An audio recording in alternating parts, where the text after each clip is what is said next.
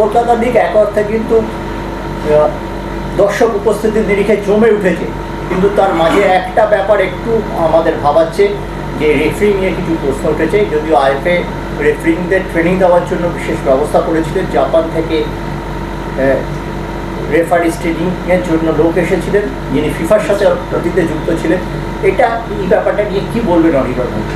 আমার কাছে ফোনে দু একটা কমপ্লেন এসেছে, আমরা রেফারিজ রিপোর্ট ওয়েট করছি এবং ক্লাবদেরও বলেছি অফিসিয়ালি জানালে নিশ্চয়ই আমরা সিআরের সাথে বসবো এবং যেই কনসার্নগুলো আছে সেগুলো নিয়ে কথা বলবো, সেগুলো অ্যাড্রেস করার চেষ্টা করবো। প্লাস আমরা রেফারিজ ট্রেনিংয়ের আগে একটা রেফারিজ অ্যাসেসারেরও কোর্স করিয়েছিলাম, তো আমরা রেফারিজ অ্যাসেসারদেরও রিপোর্টগুলো চাইবো, সেই রিপোর্টগুলো মিলিয়ে দেখে তবেই এটা নিয়ে আমি কথা বলতে পারবো। কারণ রেফারিজ অ্যাসেসাররা মাঠে থাকছে, তারা দেখছে রেফারিরা কীরকম খেলাচ্ছে এবং রেফারিংয়ের মান নির্ধারণ করার জন্য আপনারা জানেন যে আমাদের যে ডিরেক্টর রয়েছে সুরেশ, উনি নিজে এসে এই কোর্সটা করিয়ে গেছেন আমাদের সব রেফারিজ অ্যাসেসারদের।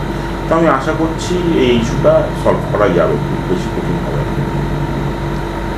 এই যে কোর্সটা আপনি করলেন জাপানি ইনস্ট্রাক্টরকে এনে, সেখানে 36 জনকে ডাকা হয়েছিল, কজন যোগ দিয়েছিল? আমার আমি লাস্ট রিপোর্ট পেয়েছিলাম 20-25 জন মতন এই কোর্সটা করেছিল। আরও বেশি যদি যোগদান দিতে হয় তো নিজেরাই লাভবান হতো। নিশ্চয়ই, কারণ এই প্রশ্নটা উত্তর না, এই কোর্সটা করতে হলে উনি যে কোর্সটা এখানে এসে করিয়েছেন, এই কোর্সটা করতে বিদেশে যেতে হয় এবং বিদেশে গিয়ে সবাই এই কোর্সটা করে আসে। তো সেই কোর্সটা আমি চেষ্টা করেছিলাম আমাদের রেফারিদের কাছে নিয়ে আসার, যতজন পেরেছে। যদিও হয়তো একটু শর্ট টাইমে নোটিশ গেছিলো পুরো ব্যাপারটা ফাইনালাইজ করিয়ে, তো যতজন করেছে আমি দৃঢ় বিশ্বাসী যে তারা অনেক কিছু শেখার সুযোগ পেয়েছে এবং আগামী দিনে আমাদের প্রচেষ্টা থাকবে রেফারিংয়ের মান আরও তুলে ধরা।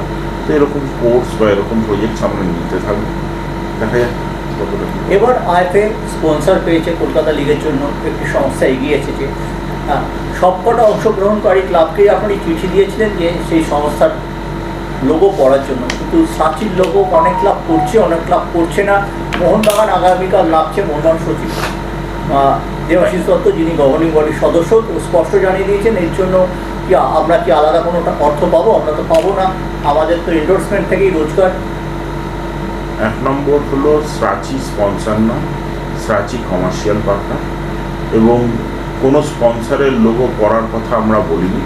আমরা বলেছি লিগের লোগো পড়ার কথা, মানে সিএফএল এর লোগো, সেটা আমরা দেবো। ইন্টিগ্রেটেড লোগো যেটা হয় সেটা আমরা দেবো ক্লাবদের। এখনও অবধি কোনো ক্লাবকেই সেটা দেওয়া হয়নি, যেহেতু স্পন্সর এখনও ফাইনাল হয়নি, সেই জন্য এই লোগোটা এখনও অবধি দেওয়া হয়নি। পৃথিবীর সব টুর্নামেন্টে, যে টুর্নামেন্টটি খেলছেন সেই টুর্নামেন্টের লোগো সব টিমের জার্সিতে থাকে। কিছুদিন পরেই ডুরান্ড শুরু হবে, দেখবেন প্রত্যেকটা জার্সিতে ডুরান্ডের লোগো থাকবে। তো এটা নিয়ম, এটা নতুন কিছু নয়। তো যেই লিগে খেলছি সেই লিগের লোগো তো ক্যারি করতেই হবে।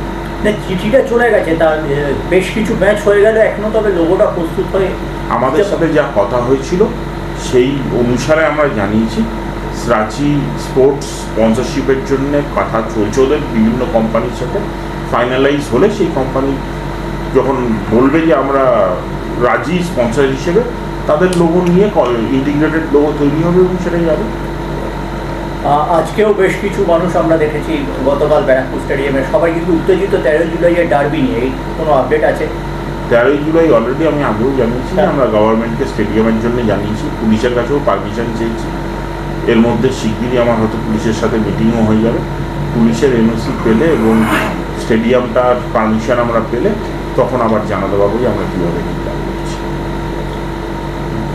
আইএফএর দৈনন্দিন কাজকর্ম প্রচুর ম্যাচ বেড়েছে, একজন এক্সিকিউটিভ সেক্রেটারির কথা আমরা শুনছিলাম নিয়োগের, সেটা যদি আজকে আমাদের জিবি মিটিং ছিল, জিবি মিটিংয়ে আপনার সুফল রঞ্জন গিরিকে জিবি থেকে এক্সিকিউটিভ সেক্রেটারি হিসেবে মনোনীত করেছে। আর জিবিতে আর কিছু কোনো ফিনান্সের? এছাড়া আমাদের যেটা ফিন্যান্স হয় অ্যানুয়াল ফিন্যান্স, সেটা আগেই ক্লোজ হয়েছিল। আজকে ফিন্যান্স কমিটিরও মিটিং ছিল, ফিন্যান্স কমিটি অ্যাকাউন্টসটা পাস করে দিয়েছে এবং সেই অ্যাকাউন্টসটা জিবিতেও পাস হয়ে গেছে। ঠিক কত টাকা গত আর্থিক বছরে আইএফএর ঠিক কত টাকা লাভ করল? এটা রিপোর্ট বেরোলে আপনারা জানতে পারবেন। রিপোর্ট বেরোনো অবধি ওয়েট করুন, ইতিবাচক দিক ফাইনাল অডিট হয়ে আসলে তখন আমরা সবটা দেবো। আর এছাড়া জীবিতে আর কি কি এই ইস্যুই ছিল, আর কিছু না। একটা একাডেমি অ্যাক্রিডিটেশনের ব্যাপার ছিল, একটা নাম চেঞ্জের ব্যাপার ছিল, আর অ্যাপ্রুভাল অফ অ্যাকাউন্টস ছিল। সবকটাই সুস্থভাবে হয়ে গেছে।